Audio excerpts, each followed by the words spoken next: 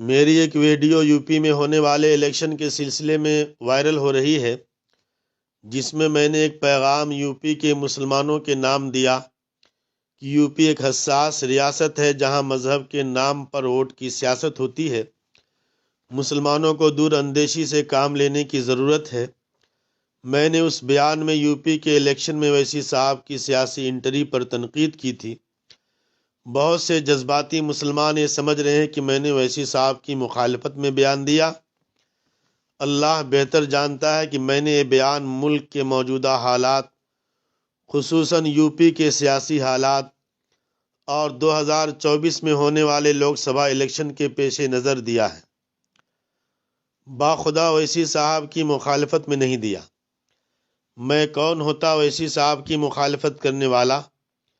کہاں نظام علی، کہاں پیاز کی ڈلی۔ اویسی صاحب کا شمار الحمدللہ ملک کے قابل ترین لیڈروں میں ہوتا ہے۔ اویسی صاحب کو قائد اعظم کا لقب دیا جا سکتا ہے۔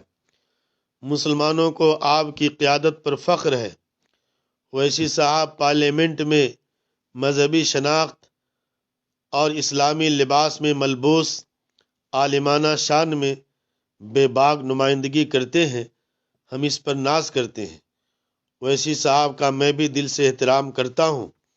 میں نے جو مخالفت کی، یو پی کی سیاست میں داخلے کی، یہ میری اپنی رائے ہے، کسی کے کہنے پر، کسی کے سپورٹ میں نہیں، اپنی شہرت اور واہ واہی کے لیے نہیں۔ میں نے یہ پیغام قومی جذبے کے تحت تفکر، تدبر اور دور اندیشی کے ساتھ دیا۔ اگر میں اکیلا ہوں یہ رائے دینے والا، تمام علماء اور مسلمانوں کی اکثریت اگر اویسی صاحب کے ساتھ ہے تو میں سمجھوں گا کہ میری یہ سوچ غلط ہے، میں نے غلط کیا، اللہ معاف فرمائے۔ یو پی کے جو حالات ہیں، سب کی خواہش ہے کہ سبتا بدلے، دوسری حکومت آئے، امن و امان کا ماحول قائم ہو، ہندو، مسلم، سکھ، عیسائی سب مل کر گنگا جمنی تہذیب کو برقرار رکھیں، ہمارے ووٹ تقسیم نہ ہونے پائیں۔ اس سے ہٹ کر میرا کوئی مقصد نہیں۔ اس وقت ملک میں جو گندی سیاست ہو رہی ہے، میرا اپنا نظریہ یہ ہے کہ ووٹ اس امیدوار کو دو جو آپ کے مخالف سے ٹکر لے رہا ہو، جیتنے کی پوزیشن میں ہو، چاہے وہ کسی بھی پارٹی کا ہو۔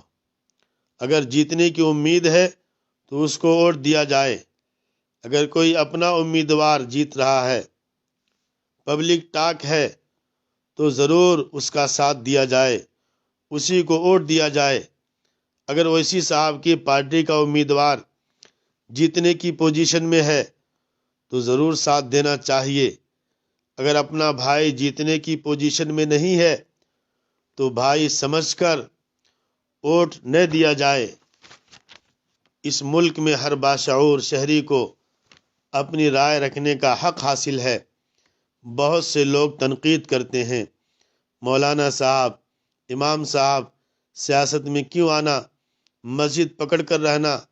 میں کہتا ہوں ایک عالم کی نگاہ عالم پر ہونی چاہیے۔ آپ کا یہ خیال مسجد کا امام مسجد اور قبرستان کی حد تک ہونا چاہیے، غلط ہے۔ میں کہتا ہوں کہ مسجد کا امام پوری قوم کا امام ہوتا ہے۔ مسجد میں امام صاحب کی امامت میں نماز پڑھیے اور مسجد کے باہر امام کی قیادت میں چلیے۔ بہت سے نوجوان جذباتی انداز میں غلط کمنٹ کر رہے ہیں، اناب شناب میسج ڈال رہے ہیں، گالیاں دے رہے ہیں۔ ان کا اپنا ظرف ہے، اللہ انہیں عقل سلیم دے۔ قوت فکر و عمل پہلے فنا ہوتی ہے، قوت فکر و عمل پہلے فنا ہوتی ہے، تب کسی قوم کی شوکت پہ زوال آتا ہے۔